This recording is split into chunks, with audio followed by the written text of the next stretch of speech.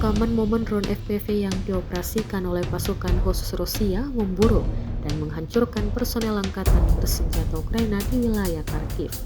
Rekamannya diunggah di Telegram pada Sabtu, 29 Maret 2025. Hingga saat ini belum ada tanggapan resmi dari pihak Ukraina mengenai dampak serangan ini. Sementara itu, pasukan Rusia terus meningkatkan tekanan terhadap posisi pertahanan lawan guna memperkuat dominasi mereka di sektor pertempuran.